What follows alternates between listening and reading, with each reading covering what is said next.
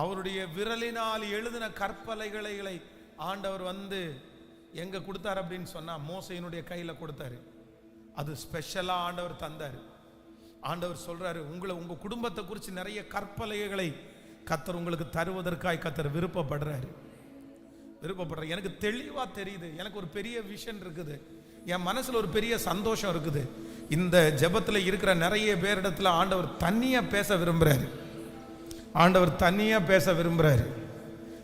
பேச விரும்புறாரு. பாருங்க, உங்களுக்கு யாருமே நிரந்தரம் இல்ல.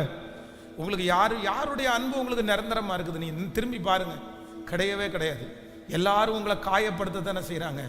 எல்லாரும் உங்களுடைய ஆசீர்வாதத்தை உறிஞ்சிட்டு உங்களை விடுறவங்களா தானே இருக்கிறாங்க. ஆனா ஆண்டவர் என்ன சொல்றாருன்னா, உனக்கு யாருமே இல்லைனாலும் நான் உனக்கு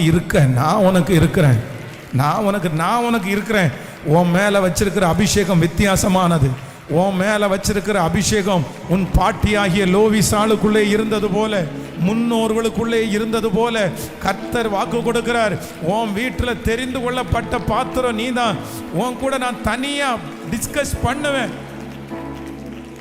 ஹல்லேலூயா. ஒரே ஆலயத்தில் இருந்த ஏலி இடத்துல ஆண்டவர் பேச விரும்பல. ஆண்டவர் பேச விரும்பல. ஆனா யார்கிட்ட தான் ஆண்டவர் பேச விரும்பினாரு? சத்தமா சொல்லுங்க. சாமுவேல்கிட்ட தான் பேச விரும்பினாரு. அப்போ உங்களையும் என்னையும் சாமுவேலை போல தான் ஆண்டவர் பார்க்கிறாரு.